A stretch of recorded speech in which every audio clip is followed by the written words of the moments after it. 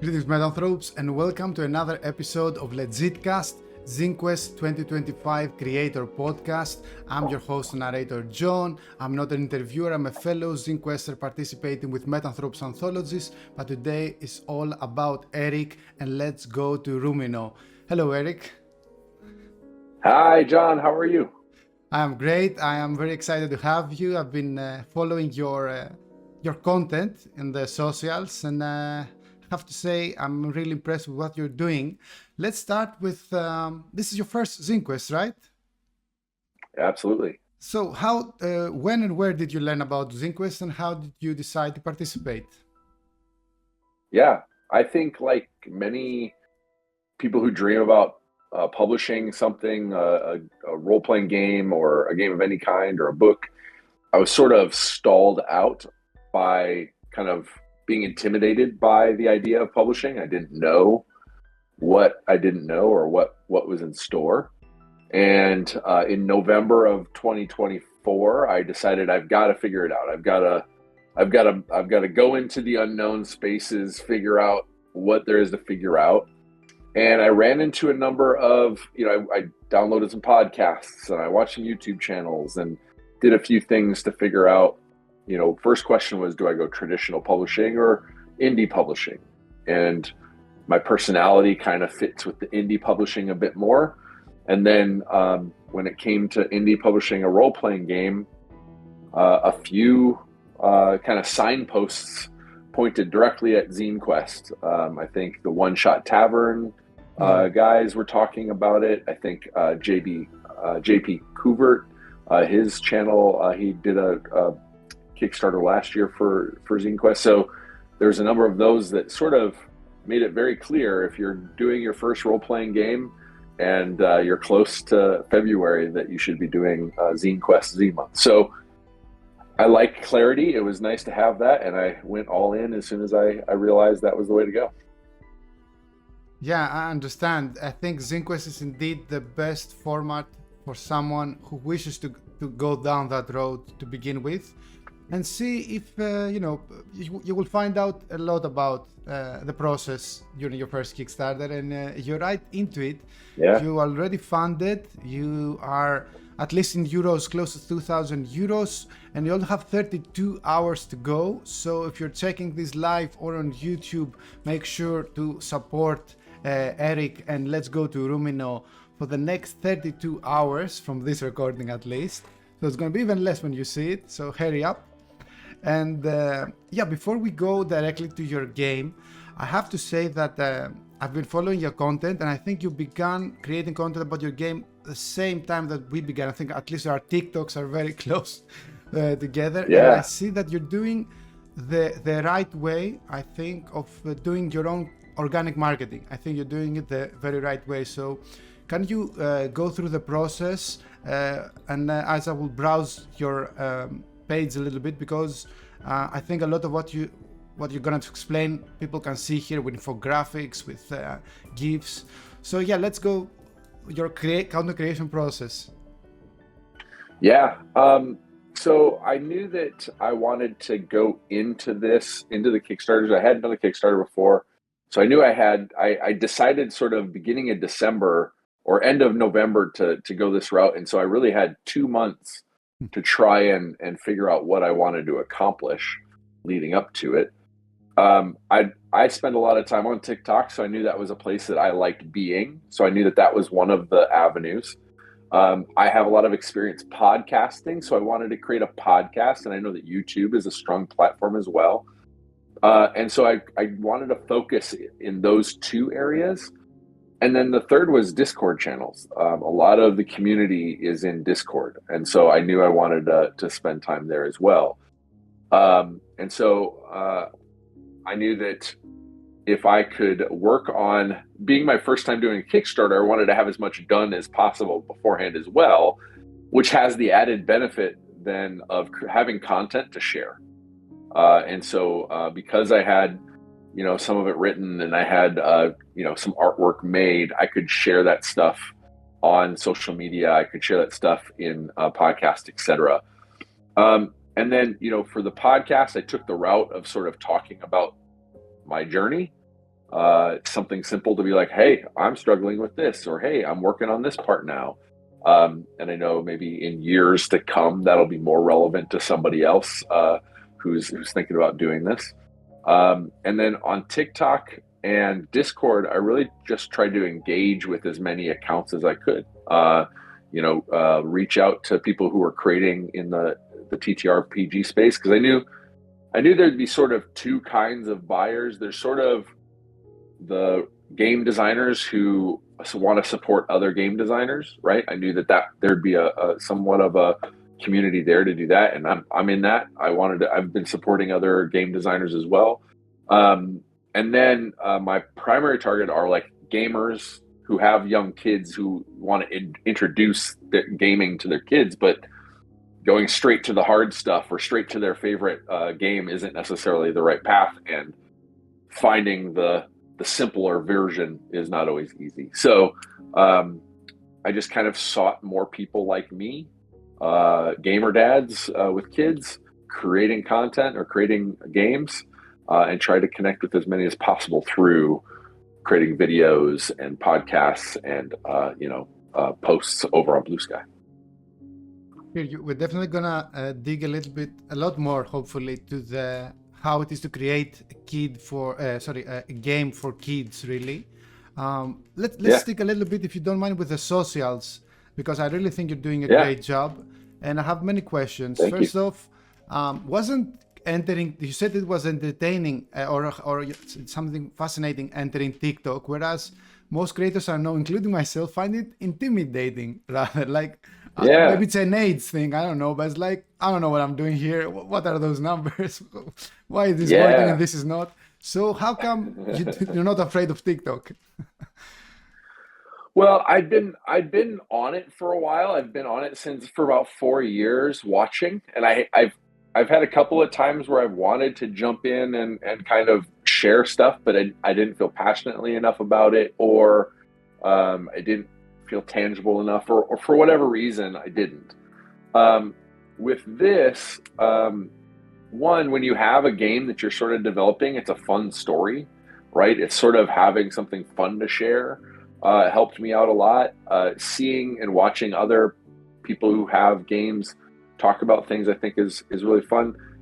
I think the other thing that helped me out as well is there's a lot of people who, in my podcast, I have one section that's sort of like TTRPG tips or designer tips, and a lot of them early on are just create, just do it. And I think when it comes to role playing games, right? A lot of people say create a bunch of bad games. Like, just be creating stuff.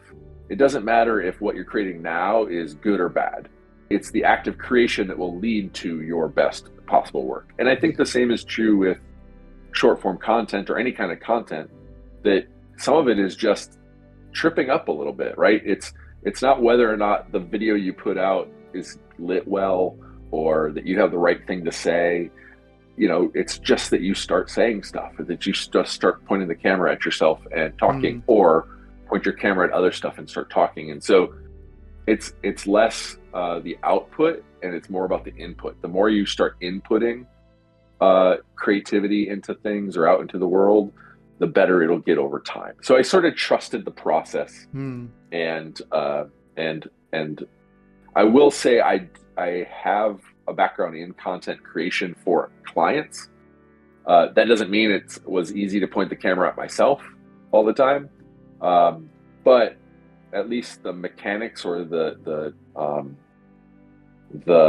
technology was familiar enough. I'm familiar enough with cameras or lighting and that sort of stuff to not be intimidated by that. And so then I just had to focus on, could I deliver what I wanted to say, concisely. I get you. I think we have also another similar background, because I too have created content for a podcast, but this is the first time that I create for my own. And I think I have a very challenging question to relate to you. I will start with, I just thought of it, but I think it's very challenging. Well, this person that I was working for, we're friends, but we created this together, this podcast I was creating content with, called me today and says, oh, you made your own podcast, how the views are going. And I was trying to explain that they have like 20 to 60 views maybe, but it's a good thing because we are in a total niche of a niche market of a niche game. You know, we're not even the D&D like platform. So we're in the niche of a niche of a niche of a niche. And the question I have to say to you, because I found it difficult to explain, it was like, why don't, if you don't have like less than 60,000 views or something, no, it's like total different landscape that I was trying to explain. My question to you is, what advice would you give new creators in our industry, and specifically in our field, TTRPGs, indie TTRPGs, zines, and all that stuff, when in theory it's so disheartening to see such low numbers? Like, this took me so much hours to create, to think, to edit, to create thumbnails, and that has like 20 views. And what's your recommendation to overcoming that? Yeah, I mean, I think first and foremost, you need to really zero in on who you're talking to, and that you have something important to say to them. You know, whether that be the creator of, you know, whoever you think is going to be playing your game, right? And get to a place where you're just sharing important or valuable stuff to them, right? You're not sharing important information to, 100,000 people, right? You want to share it to the first 10 people that are interested in the kind of thing that you're creating, or, the dozen people that are in a specific part of the gaming space, right? Your audience doesn't need to be big to start off with. And I think there's also a point too, and I'm just kind of stumbling into it, where you sort of learn the rhythms of content. And I think everyone who creates content and is successful sort of starts to internalize that a little bit. You're like, okay, this didn't work, but this did work. Do I know why? Maybe it was timing. Maybe it was, I know recently the things that have been the most successful for me in content is where I'm talking about shared experiences, right? Where if I can talk about, and I'll bring it back to where, for me, it's, what is it like sharing games with your kids? Where are the frustrations? Where are the obstacles? I get a lot more engagement on that sort of thing than I do where I'm just talking about me or my game or the thing I'm interested in. So sometimes it's figuring out what to say, and you're not going to get that out of the gate, right? No. You don't deserve anybody's attention, but you can learn to earn it. I think that was a very good answer to a challenging question. Kudos. Yeah. And let's go to Roomino, figuratively and metaphorically, to your game. Over 100 backers, 32 hours to go. You're like almost 4 times your goal, something like it. And so again, the presentation, I think it's stellar. Like depending on who you ask, but I think personally that it's amazing. So let's go to the basics of the game. Yeah. So one of the things, being new to the space as far as game design, the first thing I was worried about that it was too simple. And I think I've found out through kind of being in the community, being pointed to different things, that there's a lot of different games of different complexity. And that at the end of the day, one of my first hurdles was coming to closure with the idea that the most important thing is that I can deliver an experience that's enjoyable and of value to my audience, right? So it doesn't matter how complex it is or how simple it is, as long as you can move people from where they're at to being able to play your game and have fun, right? So it's a very simple game, and it came out of playing with my own kids during the pandemic, having a lot of time on our hands and togetherness on our hands. It is the act of sharing some of the most basic elements of role-playing games, and asking other people, your players, your Roominauts, to explore those rooms.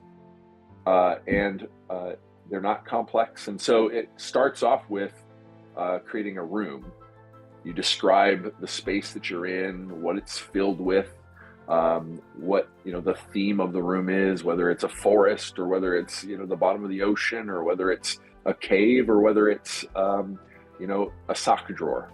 You can really kind of start anywhere. And then the idea is you put one thing in it, one object, one MacGuffin, but often themed to the room. And then you ask your players, your Roominauts as I call them, what do you want to do? Right? A very common role-playing game question. What do you want to do? Again, I wanted this to be to instead of taking a game that's out there and stripping things away, I wanted to create a game that says, okay, we're going to start with room. We're going to start with one thing in the room, and then we're going to start with the agency of the player to decide how they wanted to interact with it. When you create that one thing, you often have an idea of what the trigger for that is, right? If it's a ball, it might be to kick the ball, right? If it's a dome, probably going to want to climb on that dome, right? They're kids. They're very tactile. They're very physical. If it's a cute animal or creature, they're probably going to want to bend down and talk to it. So you can kind of anticipate what kind of actions they're going to get to the thing that you put in the room, right? If it's food, they're going to want to eat it. And so it's not a complex puzzle, but then what you're creating is the most simplest version of puzzle is I've created a thing. Can you figure out what action sets that thing off? And then here is where we, all along we're creating little pops of dopamine for their little brains, right? And then they create the right action and you've got a big surprise for them. That surprise might be if you touch this patterned toad, that you turn that pattern as well. It's all over your body. Or you kick this, or you climb on top of this mound, it shoots you up in the air and splashes you down into mud, and mud goes everywhere, right? A big surprising reveal.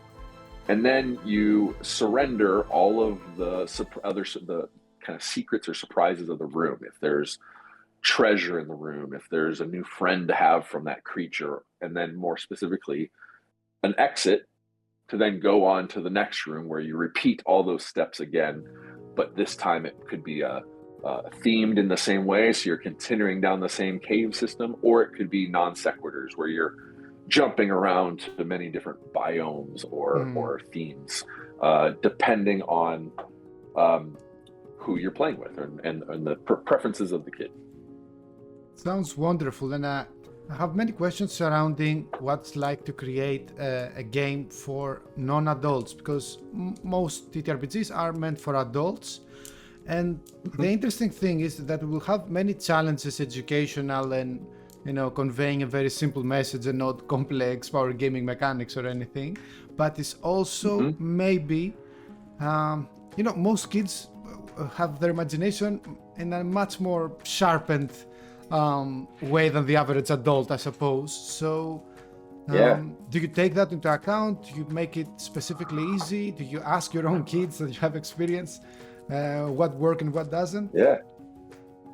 Well, I'm thinking about this a lot these days because I do think the approach most often is to take the systems that exist and try and simplify them for kids, right? Try and either take change the theme or something like that.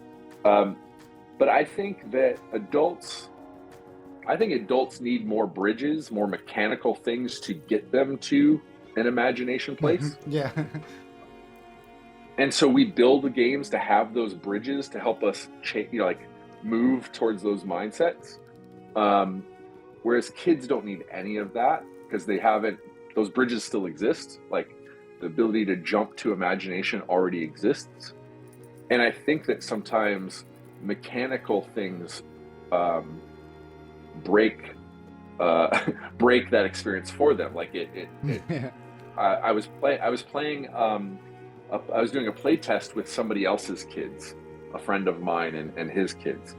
And they had been playing some Dungeons and Dragons with another group of friends, also friends of mine, but they have kids of similar ages. And I kind of expressed to you what this game is. It's just exploration, and I put them in a room with 3 doors, 3 choices. One was a kind of a mud, earthy smelling door, and one's a sweet smelling door, and the other was sparkly rainbow. And the one brother said to the other brother, the first thing he said is, "Don't touch it; it might be trapped." And I made a post on TikTok about this. In that, some games kind of shrink down the imagination a little bit, or shrink down curiosity, because you get into this mechanics of like survival mechanics, or trying to create realism in order for this to make sense for me, or to make it more palatable. And so for kids to start with, I don't think they need a lot of those mechanics. And in fact, my youngest daughter was pretty turned off by risk reward. She just wanted the reward. She just wanted positive experiences. She didn't want to stress in this imagined world, because she had other stresses, and so she preferred this as a place to escape. Don't we all? Don't we all? Yeah. When we played the RPGs, yeah. So I think, right, and I think for kids, I think that there's a process of adding mechanics as they get older, or as they get craving more for their brain to crunch on or chew on, or decisions to make, and feel more comfortable with failure, right? And I think that there's a bit of coming from building a role-playing game for kids as they grow up, I think is additive rather than subtractive. I guess maybe how I'd say it. Very interesting. Well, something personal, but I think it's kind of fitting. I hope one day I have children, and when I do, I will most definitely spend a lot of time playing with them TTRPGs, and I mean this very seriously, up to the point I think that when they become teenagers, they will like rebel against me and will hate TTRPGs, which is fine. It's all part of the bigger plan. But the thing that I want to teach them from very early age is like start to play with games like go to Roomino, which I think is very fitting, and I think it will work very well to get them introduced to TTRPGs. And as you said, as the years go by, you can explore other games or include more rules and more mechanics. And I think that's a great way to teach. Actually, I'm speculating. I would like to hear your opinion as a fellow game designer and as a parent. And I think it's a great way to teach them things. So I personally and my friends, we discuss it a lot of times, how many things we have learned about ourselves, even though we're playing a different character, about the people around us on the table, and maybe in life in general. And for example, let's say that I would like to teach to my offsprings the meaning of value and the lesson behind betrayal. I don't want my child in early age to be betrayed by one of their friends. I don't know if childs even betray you back in the day, or at least feel that way. But if you go through that process, I wonder, and I'm really asking you, because I'm not a therapist and I don't have children, I'm just designing games. But I think that if you like to have them face like a small betrayal, like in a game, which is not real, which is like fictional friends, maybe they will teach them stuff about real life, and next time they will be more careful, maybe. What are your thoughts on this very weird question? No, I think, I have, when I started playing role-playing games with my kids, they were 5 and 8. And so even then, slightly different ages and maturity levels, etc. And I think, like, if you're talking about like betrayal, like my son offering a piece of candy to my daughter and then taking that away, or like reneging on that, is betrayal. For these kids, for this age, that is devastating, right? And so you can absolutely, like, they're experiencing it and they're working through it even at a young age. And I think that one of the greatest tools that role-playing provides for teaching any of these things, these situations, is that ability to step into somebody else's shoes, or role play through a scenario where you have to think about what somebody else might be feeling or thinking, in order to kind of see the bigger picture and elevate above your own feelings for a minute. And so I absolutely think that role-playing games are great for that. I mean, I spend some time working as a designer and do marketing for corporations. And, role-playing is often a part of training inside of those organizations to learn how to do new things and work in different environments or different scenarios. And So most adults that don't play RPGs suck at those exercises. It's so fun. Yeah. So I mean, I think that humans need the exercise of role play to trigger, the neurons in their brain to be able to perform real world actions. And so I absolutely think that there's the ability to use these stories to help kids work through things that they're going through in their life. Yeah, maybe like I was thinking like ideas, like maybe like have an earthquake. It's very similar to actually having like an earthquake exercise, go under the table and so on in an RPG where there's no actual danger, or other stuff like that. I think TTRPG is a great room to teach your kids, and I think games like Let's Go to Roomino, it's a very good gateway. I thought of another expression, but it's no good for kids game. It's like an entry point, maybe. Yeah. Like a free sample. Yeah, free sample. Yeah. And so talk a bit about these nice gifts and like these steps. But let's go through these steps. Yeah. Yeah. So I'm a sucker for visualized instructions. I wanted to create something that was easy to share, and these were images that I have in the book, and this is a prototype copy, but I have these images that walk through these 5 steps. And some of these, the reason I created these steps was because I was doing this improv for my kids. So we would be on a walk, we'd be walking the dog, right? And we'd go on a mile walk during the pandemic, and I needed to keep them from bickering. So I'd tell them these stories, and they would ask me to tell them these stories. So I'd talk them through it. And then, but it can be a little taxing, right? To just be thinking, okay, what's the next thing I'm going to think of? And so I boiled it down to these 5 steps to help me process through it more quickly. And if you look at the acronym, also a sucker for acronyms. I am too. The word spells out ROOM rooms. Excellent. Yep, and so ROOMS is rooms. And so the first one is to reveal. This is the first point where you're kind of creating a little awe and wonder for the kids, because they're or any players. I'm going back and forth. I created it for kids, but I asked the question, do I use the word kids in the book, or should I use the word players?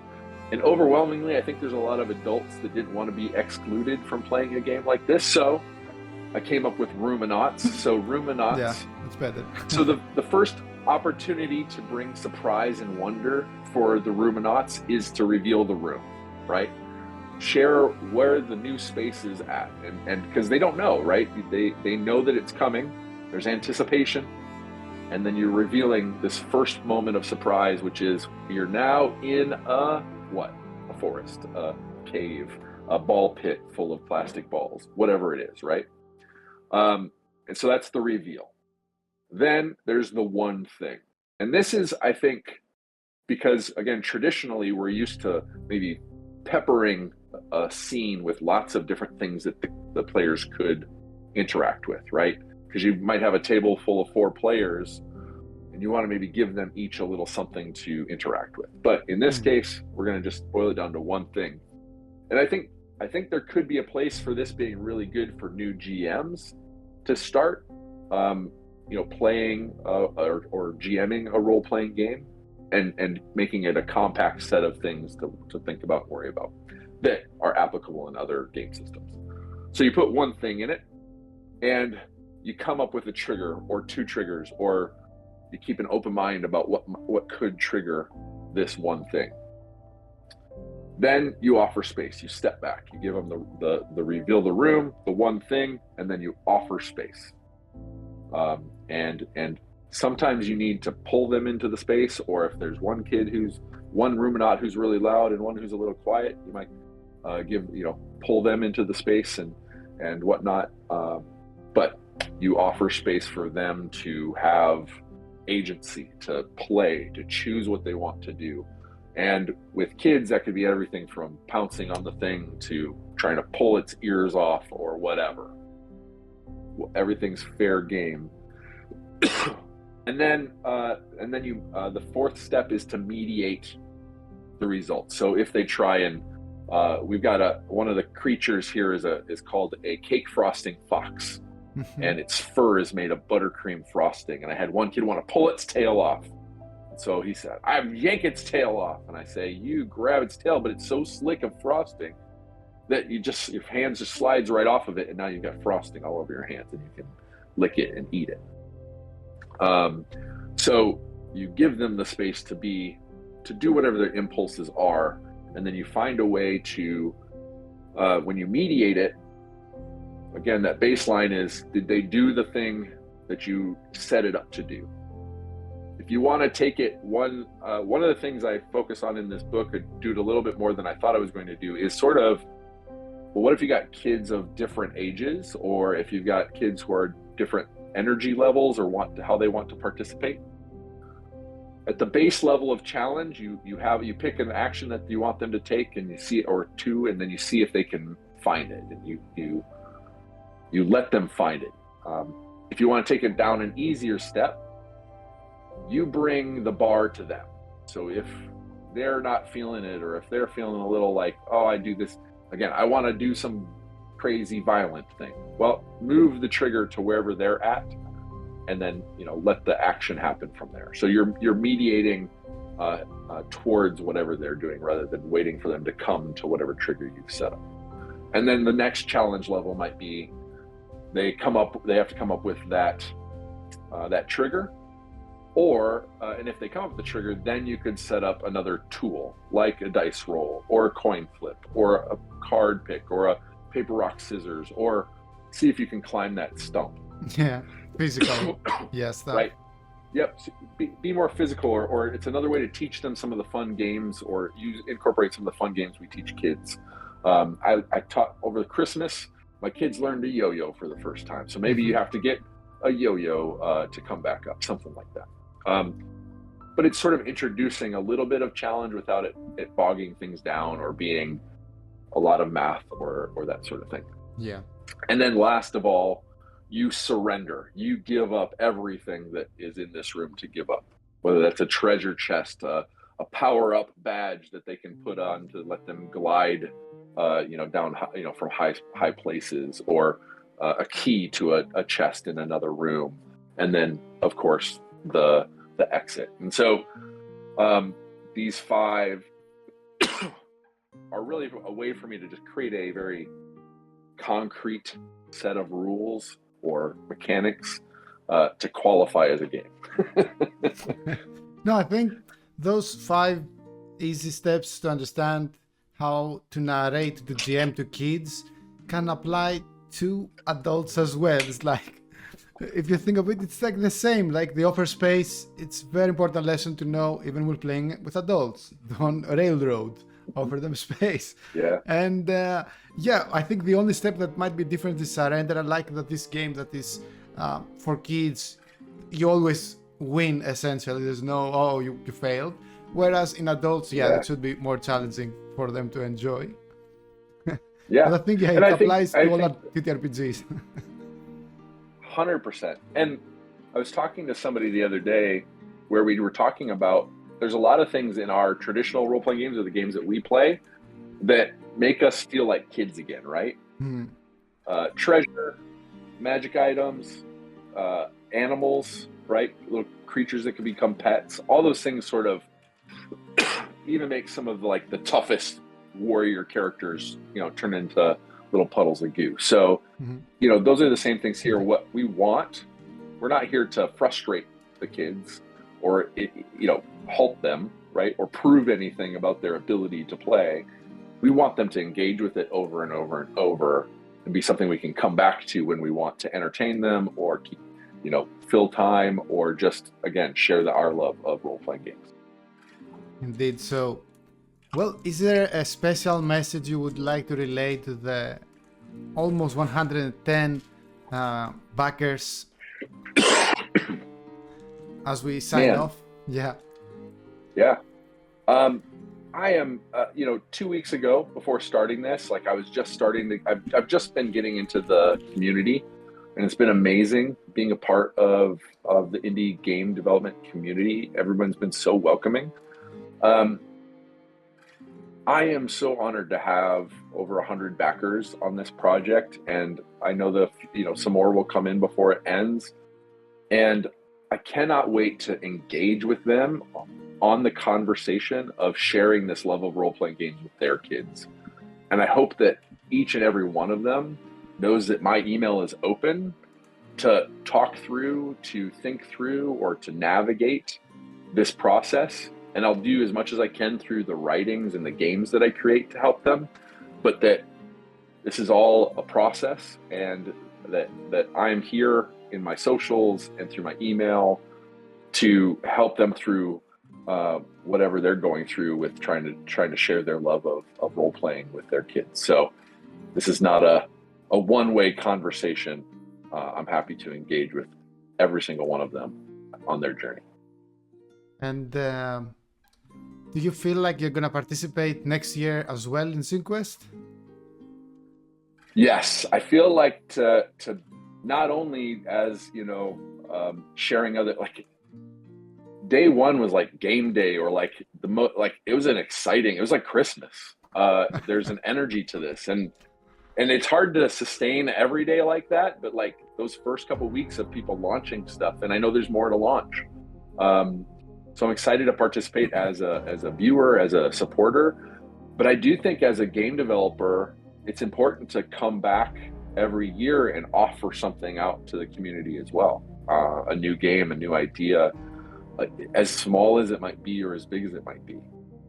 And I really appreciate, I saw, when you said hello to me, I looked you up and I saw, I knew you told me you had a game coming out for ZineQuest, but I looked back at other games and I saw that you had done one last year, kind of the first version of this, or the core version. And what you've brought back this year is an amazing kind of display of everything that you know how to do, from the scenery packs to the artwork to the video promo for this. Like, it's a chance to bring that talent and everything you've learned and share that with the community as well, and inspire them. So I think it's important to be present and visible if this is something that an industry you want to be in. I agree, and to summarize and close our conversation really well about all the things that we discussed earlier about having your ZineQuest as your starting point, and all the things that you learn and then you only build from there. I think you're a very wonderful addition to the TTRPG community. You bring a lot of nice ideas and fresh takes, and I hope you continue creating content, and I wish you the best for Let's Go to Roomino and onwards. Thank you, John, and thank you for the warm welcome. You were one of the first people to say hey and welcome in, and you've followed up and you're welcoming onto your platform, and I really appreciate that, and I hope that I can be as welcoming and offer as much of a hand as into the future to the next generation of creators. Thank you so much. And I hope to put on the full video on YouTube as when your Kickstarter is still live. I'll do my best, although editing takes so much hours that your PC cannot do anything else, and it's not easy when you have to multitask 1,000 times per day, 1,000 different things. But I'm gonna make it. Don't rush it. We'll rush it. I'm gonna do it. So if you watch it on in the other dimensions, we call it in my game in the future, like and subscribe, and if there is still time, support or late pledge. Let's Go to Roomino. Thank you so much for joining us, Eric. Thank you for having me so much. I have been your host and narrator, John. We don't have any more live streams today, but there are a lot more coming tomorrow and many surprises. So visit us daily, go support Metathrust Anthologies, go support Let's Go to Roomino, and support ZineQuest in general. Thank you for watching, and as always, stay legit and stay meta.